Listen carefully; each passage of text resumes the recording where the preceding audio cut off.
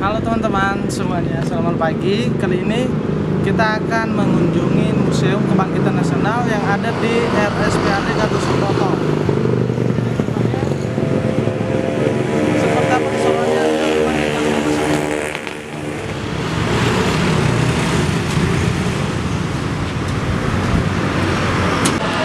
Nah, sebelum masuk kita harus melapor dulu sama security sembari kita nulis nama dan tempat tinggal di mana buat daftar tamunya. Kita baru saja dapat tiket guys, harga 2000 doang, 2000 murah banget. Nah, yuk ini kita udah mau masuk.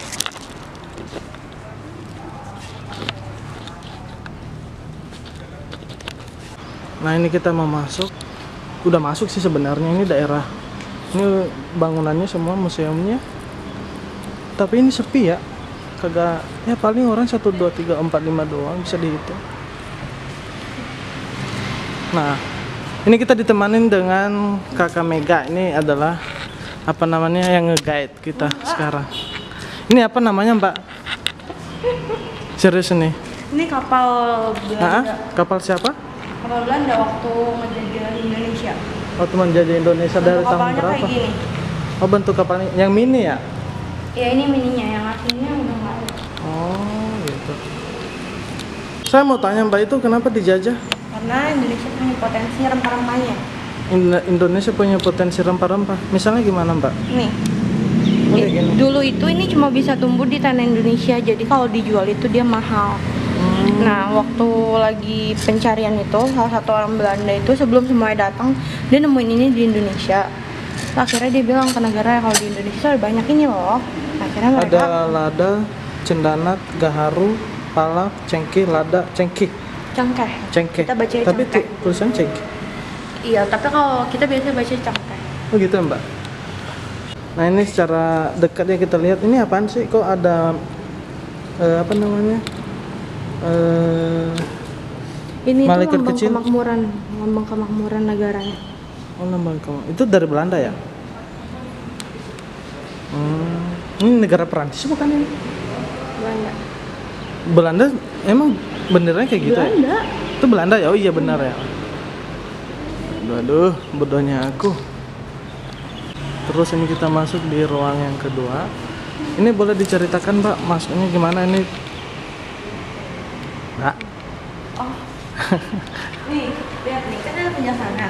Hah? Jadi kalau misalnya si yang warna hijau tuh, ini yang menjadi simbol Belanda karena dia itu daerah penghasil rempah-rempah. Ini daerah timur ya? Iya. Oh ini yang dijajah Belanda dulu? Pulau Banda, Pulau Maluku, Banda. Irian Jaya. Itu berapa tahun Mbak jajahnya? 150. 150? Iya. Oh, bukan di Jawa ya? Di Jawa juga iya? Semua satu Indonesia, tapi itu dia daerah penghasil rempah-rempah terbanyak. Emang di Nias nggak ada? Daerah Mana? ini itu adalah daerah yang banyak dipengaruhi sama orang Belanda atau VOC. Oh ini yang banyak rempah-rempahnya tadi ya? Bukan yang rempah-rempah, daerah penghasil rempah-rempah itu warna hijau. Hijau. Kalau ini itu dia daerah yang sangat dipengaruhi sama Belanda.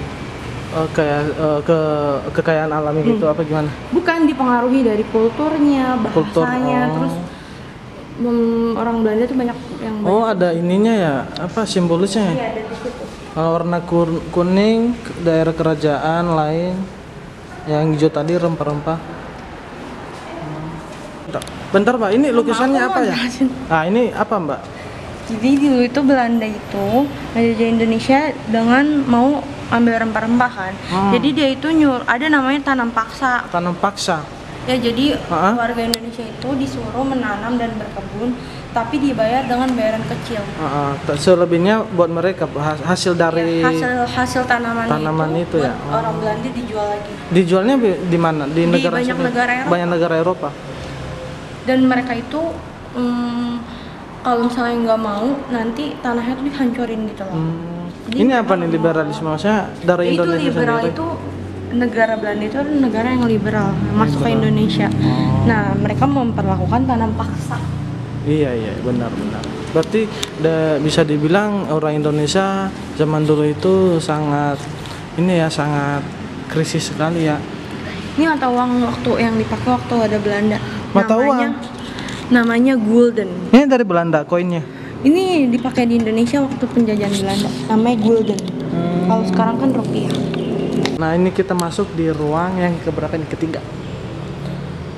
Oke Mbak, bisa dijelasin ini maksudnya gimana? Kok ada patung-patung kayak gini? Ini guide kita guys. Ayo. Jadi dulu itu kan Indonesia itu dijajah. Nah mereka tuh awalnya itu melawan penjajahan itu senjata dengan senjata, paham nggak? Iya. Jadi kekerasan senjata dengan api apa perang? Iya, atau... perang dengan perang gitu. Oh. Kekerasan dengan kekerasan. Nah tapi kan ada muncul tokoh-tokoh yang mempelaporkan pendidikan di Indonesia. Nah sampai akhirnya, iya Ibu Gita Kartini, terus Dewi Sudirman. Sartika. Dewi Sartika. Nah terus ini Ki Hajar Dewantara. Oh iya benar iya. ya. Nah terus setelah mereka muncul itu, mereka itu lama-lama melawannya itu nggak pakai kekerasan lagi, tapi pakai otak. Pakai otak ya. Pakai kecerdasan. Untung punya otak ya. Oh iya benar sih. Terus? Pakai kecerdasan. Jadi kecerdasannya dengan Oh ini ya pahlawannya ya. Ada Dewi Sartika, ada Raden Ajeng Kartini, ada Ki Hajar Dewantara. Mantap. Dulu sekolahnya kayak gini nih kelasnya. Oh dulu ruang sekolahnya kayak gitu ya? Ini ruang kelasnya. Jadi ini ruang kelasnya. Yang ini nih iya, sekarang yang kita tempatin ini. Iya. Jadi dulu tuh namanya ruang kelas terbuka karena jam pelajarannya itu 1 hari. Jadi mereka tuh belajar dari jam 6 sampai jam 5 sore. Oh ini itu ruang kan lama. kelas Nah ya? untuk menghilangkan kebosanan muridnya itu, dia itu dibuatlah ini ruang kelas terbuka. Ini huruf Jawa ya? Jawa. Bukan Thailand ya? Biasanya aku lihat kayak Thailand. Bukan, gini. jadi karena menurut buku sejarah yang dibaca ya, kalau misalnya kita nggak dijajah, saya kalau yang ngejajahnya tuh pinter, tanda kutip, itu bisa jadi kita tetap bisa ngebaca itu. Oh bisa ya? Yang huruf-huruf Jawa itu. Tapi karena kita dijajahnya, Hono Coroko, ya. Doto Sowolo, Podo Joyo Nyo, Mogo, Botongo. Ya. Mantap. Nah ini kita udah masuk di ruangan kelas yang dulu nih Mbak ya? Iya, ini ruang kelas terbuka. Ruang kelas terbuka, Stovia namanya? Sekolahnya namanya Stovia. Stovia, terus? Nah di dalam Stovia itu ada 2 jenis ruang kelas. Ada ruang kelas tertutup sama ruang kelas terbuka. Karena jam pelajarannya panjang, jadi mereka buat ruang kelas terbuka. Itu berapa semester? Lama pendidikannya. Iya, lama pendidikannya 12 tahun. 12 tahun. 12 tahun. Itu kalau kamu lihat itu kan di atas kepala tuh ada penutup kepala. Nah, biasanya itu yang ini ya? Iya. Penutup kepala iya. ini. Nah, ini itu bukan dia menandakan ciri khas orang Jawa ya? Iya, menandakan asal. Iya. Ini dia biasanya beragama Islam. Nah, tapi yang tidak menggunakan itu sama yang itu, dia biasa beragama Kristen. Iya. Nah, ini dosennya ada ya? Iya. Dosen dulu. Ini. Nah, ini ruang kelas yang dulu ya, Mbak? Nah, ini siapa nih, Mbak? Dosen dan murid. Dosen dan muridnya.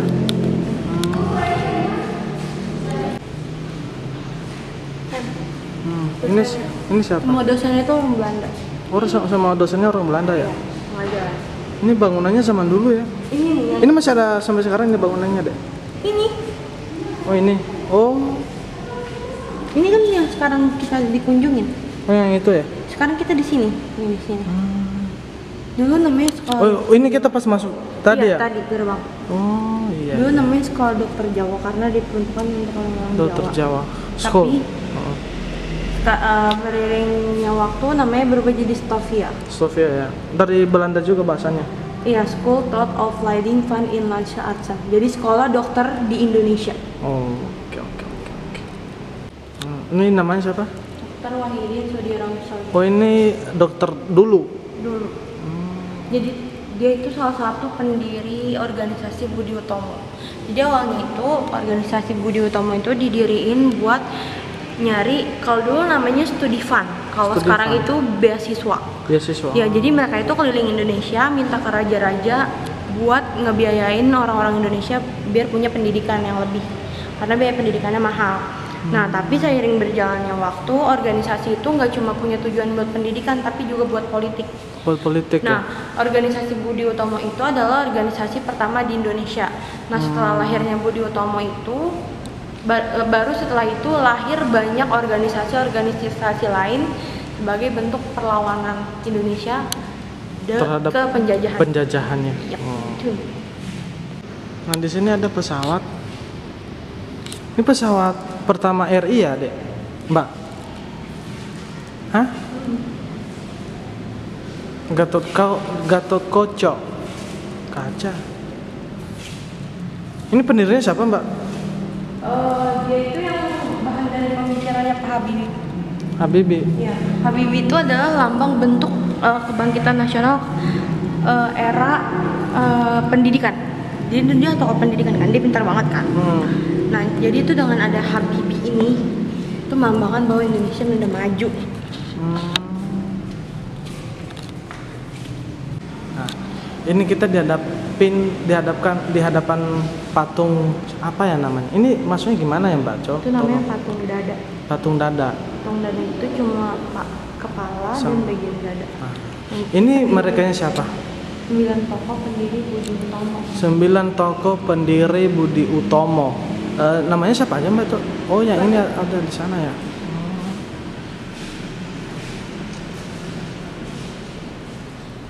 Pengurus Budi Utomo, ada Sutomo, ada Sulalman, ada Gondo, Suwarno, ada Gunawan, Mangkunsumo, Angka Projo, Sordirjo, Muhammad Saleh. Ini nama-namanya kok nggak ada? Yang bawah Iya, ada. nggak ada ya? Nih, dia itu dulu sempat mau dikeluarin dari sekolah dokter Jawa, tahu nggak kenapa? Kenapa, Mas? Karena dia itu yang mempelopori berdirinya Budi Utomo. Jadi Belanda itu takut kalau misalnya ada organisasi, nanti mereka cepat merdeka dong, pemikirannya terbuka dong. Dan dia itu pintar pidato ke temen-temennya.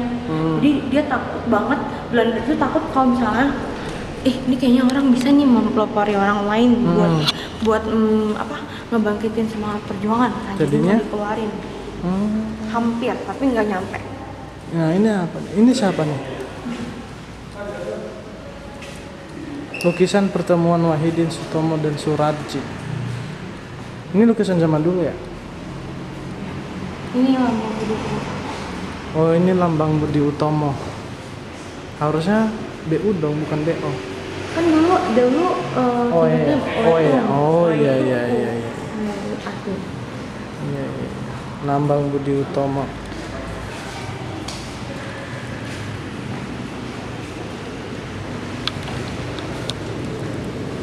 Dulu berdirinya 20 Mei 1908. Makanya sekarang Sebelum Indonesia merdeka ya? Sebelum Indonesia merdeka. Makanya sekarang hari kebangkitan itu ada di tanggal 20 Mei. 20 Mei. Kalau setiap 20 Mei itu di sini ada acara namanya acara kebangkitan nasional. Oh iya. Ini daerahnya agak luas ya. Jadi di sini pegawainya banyak ya, Mbak? Banyak ya. Tapi mereka itu tempatnya di situ di kantor. Di kantor. Oh, ada kegiatan sehari-hari mereka nggak? Misalnya Hari Kamis ya. kerja bakti, hari Jumat itu Hari Kamis kerja bakti, hari olahraga Jumat. bersama. Oh, Kalau Sabtu olahraga Minggu itu senam pagi. Iya. Kalau Sabtu Minggu kegiatan seni. Nah, ini kita masuk nih. Ini ruang Ruang apa, Mbak? praktek. Ruang praktek kedokteran. Iya, yang berhubungan sama kimia. Oh, kimia. Oke, ini kita lewat di mana, Mbak? Sini. Boleh? Iya, Nggak boleh. boleh. Oh, sini aja, Mbak. Oh, jadi ini kayak ruang belajar juga ya? Nah, dulu kelasnya kayak gini. Ini kelas tertutup namanya. Oh, halo anak-anakku semua. Anak-anakku semua. Tadi aku kasih Ini semua dulu ini semua yang belajar di sini dokter semua apa gimana? lulusnya jadi apa maksudnya? Iya, Enggak ya, yang belajar di sini. Oh, yang mau belajar di sini. Jadi tuh dulu tuh pendidikan tuh nggak tergantung ini loh title. Jadi kayak Jurusannya atau gimana? Iya. Nah, kamu pekerjaannya wartawan. Terus? Kamu tetap bisa sekolah di sini. Jadi Nggak sesuai jurusan. nggak sesuai. Jadi Berarti dia dulu ada raja, terus murid biasa, wartawan, warga biasa, gitu-gitu. Jadi mereka belajar yang kimia, Iya, belajar banyak soal dunia kedokteran. dunia kedokteran lah ya. Saya kira yang belajar di sini sesuai dengan jurusan kedokteran dulu. Berarti sama titel lah ya, nggak harus satu jurusan ya. Oke. Itu laboratoriumnya, cuma aku nggak tahu itu di mana. Ini laboratoriumnya. Yang lemari ini. Bukan sebenarnya. Oh, yang sebelahnya. Dibuka atau? Sini kita buka dulu. Oh, Oh, kosong, Mbak. Oh, ini laboratoriumnya.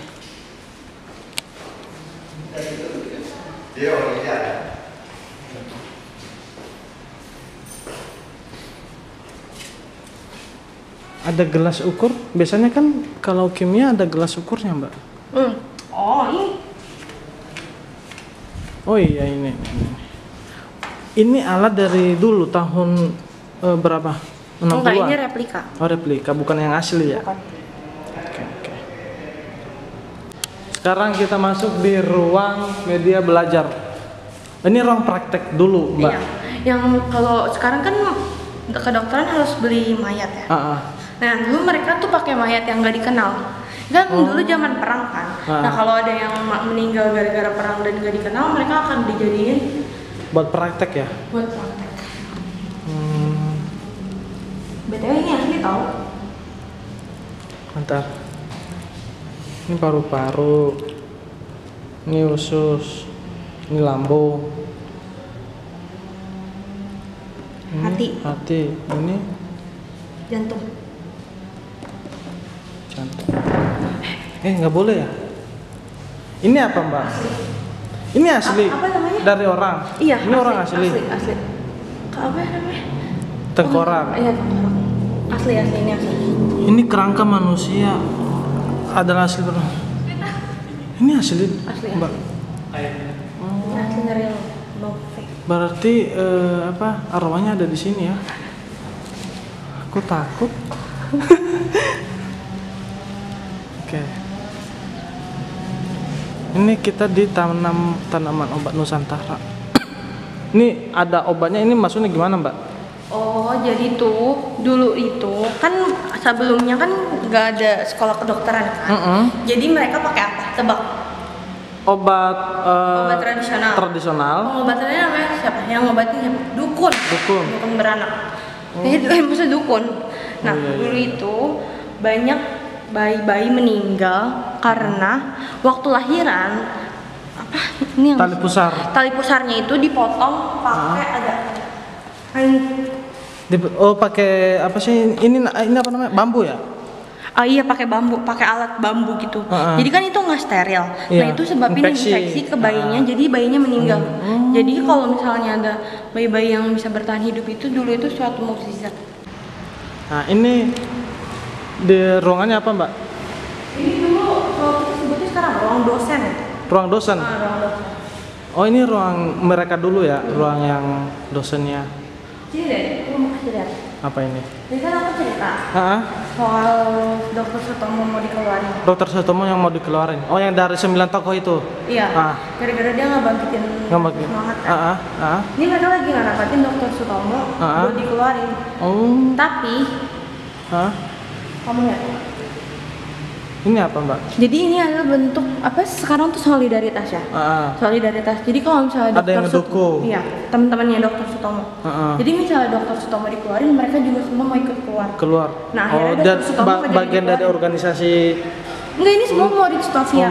Sama bagian dari organisasi. Oh, iya. Berarti nggak jadi dikeluarin Sutomonya. Karena kalau Dokter Sutomo dikeluarin, mereka semua ikut keluar. Yang itu. Sekolah ini nggak ada muridnya. Berarti nggak jadi ya mereka keluarin ya? Ya. Ini bisa dibuka nggak, Mbak? Nggak bisa ya? Nanti kamu kalau buka ini ada bunyi kek gitu? Enggak? Buka aja. Ini buku belajar mereka. Ini real, bukunya asli. Itu nggak, aku pernah cerita tentang alat pemecah kepala. Itu. Maksudnya alat pemecah kepala ini gimana? Buat praktek dulu Dokter Stafia. Dokter Stafianya. Dokter di sini Dulu kalau praktek kan pakai mayat. Kenapa cuman kepala doang? Nggak seluruh badan itu nggak? Kan seluruh badan tuh udah pakai mayat itu. Yang mayat yang tadi? Mayat yang tadi itu kan mereka pakai mayat yang nggak dikenal. Ha-ha. Itu kepala diambil, dipecahin buat lihat isi dalamnya apa. Oh, buat Mereka khusus belajar. otaknya ya? Nah, Gue kira disatuin semua badan, terus dibuka, terus enggak, iya, badan kalau badan iya. Tapi kalau kepala itu dia dipisahin sendiri, dipecahin. Pecahin. Palanya taruh di sini. Palanya taruh di situ. Jangan disentuh. Heeh. Nah, kepala taruh di sini. Sebenarnya itu ada ornamen-ornamen lagi semacam pisau gitu, tapi udah hilang. Terus untuk mecahinnya pakai Iya, itu palu? pakai pisaunya. Pisau. Tapi udah hilang ornamennya, nggak di sini, udah nggak lengkap. Terus darahnya Ini masih ada di sini. nyocor ke bawah? Iya. Diminum? Ini alatnya apa, Mbak? Ini aku juga lupa apa ya? Elektrodiagram. Oh, EKG. ini sekarang ini ya? EKG Begini. ya, perekam jantung. Ah. Ini mesinnya ya? Iya, dulu. Buset. Udah kayak mesin pabrik. Ada apa? X-ray ya? X-ray. Yang buat sinar itu apa? X-ray. Nah, di situ ada gede. Nah ini zaman dulu untuk pemeriksaan jantung EKG namanya guys, elektrokardiograf. Ini alatnya segede gini ya, buset dah. Sekarang simple. Sekarang alatnya kayak gimana ya? Kecil lah. Kotak doang. Iya sekotak tahu alatnya. Kotak itu tuh, sekotak itu. Iya. Nah, alatnya segini lah, sekotak yang apa nih, tempat penyimpanan kain kasak nih. Alat EKG-nya. Dulu alatnya segini, buset.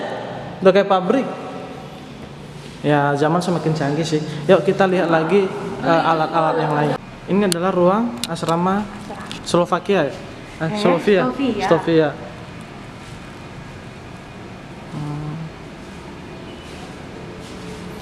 Tapi ini koper ini emang asli dari zaman dulu? Replika. Semua Replika ya? replika. Oh, semuanya replika. Nah, setelah selesai kita keliling Museum Kebangkitan Nasional. Jadi intinya gimana, Mbak? Tadi semua yang kita lihat tadi intinya gimana, Mbak? Coba secara singkat aja.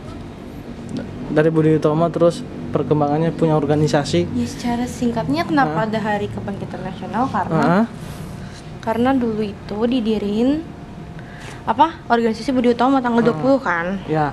Tujuan untuk mendirikan organisasi itu apa?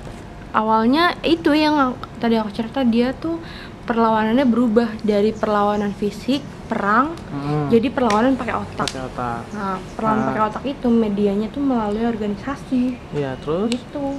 Jadi dibuatlah itu Budi Utomo, Organisasi Budi organisasi Utomo. pertama di Indonesia. Oke. Nah, tadi yang alat-alat kedokteran, terus ada alat X-ray sama EKG juga tadi. Itu kok maksudnya kenapa ada itu di organisasinya Budi Utomo? Bukan, jadi tuh kan dulu ini sekolah dokter Jawa kan. Awalnya tuh ini semua sekolah. Intinya Iya, intinya ini sekolah ya. Nah, di dalam sekolah itu, kalau sekarang kan kita di sekolah nih, kita punya OSIS, punya BEM ya nggak? Iya. Kuliah punya BEM. Nah, sekarang dulu itu mereka punya ini Budi Utomo. Itu. Oh, Paham nggak? Jadi Budi Utomo berarti itu ada. sekaligus untuk melakukan sekaligus tempat untuk organisasi mereka di Budi Utomo ini yang sebelumnya sekolah kedokteran Jawa. Ya, jadi awalnya itu mereka cuma bersekolah, tapi karena mereka membutuhkan dana, dibuatlah organisasi Budi Utomo nih. Mereka bikin lah, kalau sekarang ayolah kita buat organisasi OSIS misalnya. Yang tadi ruang praktek itu emang beneran itu dulu ruang prakteknya mereka. Iya. Gitu.